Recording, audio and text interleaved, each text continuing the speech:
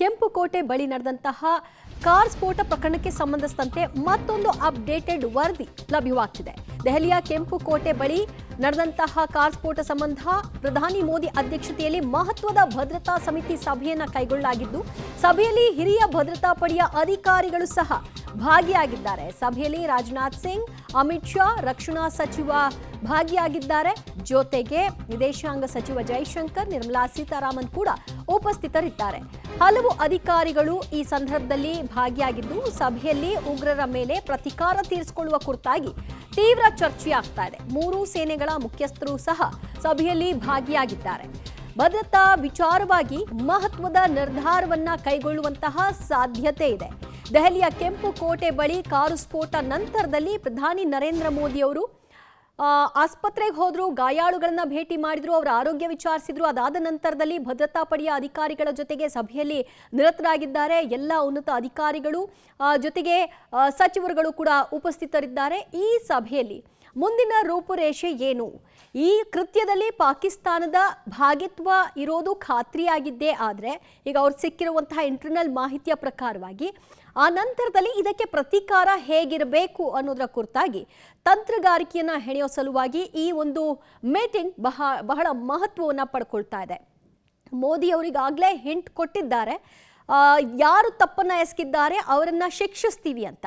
ಆದರೆ ಪದಗಳಲ್ಲಿ ಹೇಳುವ ರೀತಿಯಲ್ಲಿ ಶಿಕ್ಷೆ ಆ ರೀತಿಯಾದಂತಹ ಶಿಕ್ಷೆಗೆ ಗುರಿಯಾಗುತ್ತೋ ಅಥವಾ ಆಪರೇಷನ್ ಸಿಂಧೂರದ ರೀತಿಯ ಪರ್ಯಾಯ ಮಾರ್ಗವನ್ನು ಕಂಡುಕೊಳ್ತಾರೋ, ಇದು ಈಗಿರ್ತಕ್ಕಂತಹ ಬಹುಮುಖ್ಯ ಚರ್ಚೆ.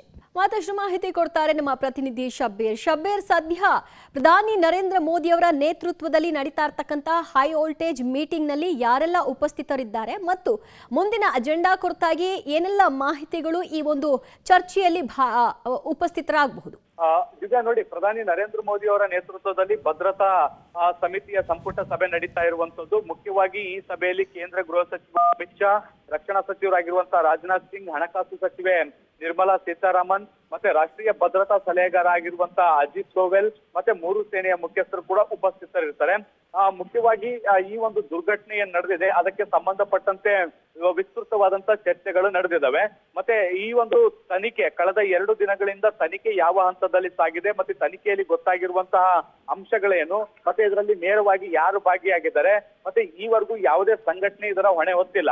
ಹೀಗಾಗಿ ಯಾವ ಸಂಘಟನೆ ಇದರ ಪರೋಕ್ಷವಾದಂತಹ ಕೈವಾಡ ಇದೆ ಅನ್ನುವಂಥದ್ರ ಬಗ್ಗೆ ಸಂಪೂರ್ಣವಾದಂತಹ ಚರ್ಚೆಗಳಾಗಿದ್ದಾವೆ.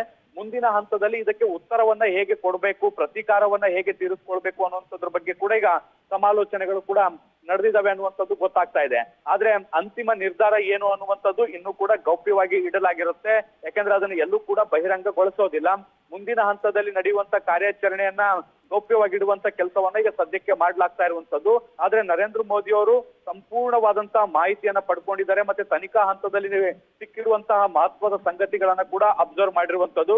ಈಗಿರುವಂತಹ ಮಾಹಿತಿಗಳ ಪ್ರಕಾರ ಏನು ಜೈಷೆ ಮೊಹಮ್ಮದ್ ಸಂಘಟನೆ ಏನಿದೆ, ಈ ಸಂಘಟನೆ ಪರೋಕ್ಷವಾಗಿ ಭಾರತದಲ್ಲಿ ಇದ್ದಂತಹ ಸ್ಲೀಪರ್ ಸೆಲ್ ಗಳನ್ನ ಆಕ್ಟಿವೇಟ್ ಮಾಡಿ ಈ ಒಂದು ಸ್ಫೋಟವನ್ನ ಮಾಡಿದೆ ಅನ್ನುವಂಥದ್ದು ಕೂಡ ಗೊತ್ತಾಗಿದೆ. ಸೊ ಇದೇ ಅಂಶಗಳನ್ನ ಈ ಸಭೆಯಲ್ಲೂ ಕೂಡ ಉಲ್ಲೇಖಿಸಿರುವಂತಹ ಸಾಧ್ಯತೆಗಳು ಕೂಡ ಇದಾವೆ.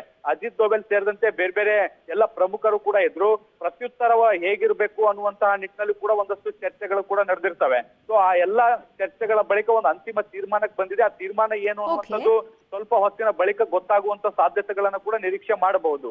ದಿವ್ಯಾ, ಶಬ್ಬೀರ್ ಸಂಪರ್ಕದಲ್ಲಿದೆ, ಮತ್ತಷ್ಟು ಮಾಹಿತಿ ನಿಮ್ಮಿಂದ ಪಡ್ಕೊಳ್ತೀವಿ. ಸದ್ಯ ಮೋದಿ ನೇತೃತ್ವದಲ್ಲಿ ಅಧಿಕಾರಿಗಳ ಜೊತೆಗೆ ಸಭೆಯನ್ನ ನಡೆಸಲಾಗ್ತಾ ಇದೆ. ಸಭೆಯ ನಂತರದ ತೀರ್ಮಾನಗಳು ಎಷ್ಟು ಶಾರ್ಪ್ ಆಗಿರುತ್ತೆ ಅನ್ನೋದು ಸದ್ಯದ ಕುತೂಹಲ. ಇದೆಲ್ಲದರ ಬೆನ್ನಲ್ಲೇ ಇದರಲ್ಲಿ ಯಾರ ಭಾಗಿತ್ವ ಅನ್ನೋದರ ಬಗ್ಗೆ ಕೂಡ ಚರ್ಚೆ ಆಗ್ತಿದೆ.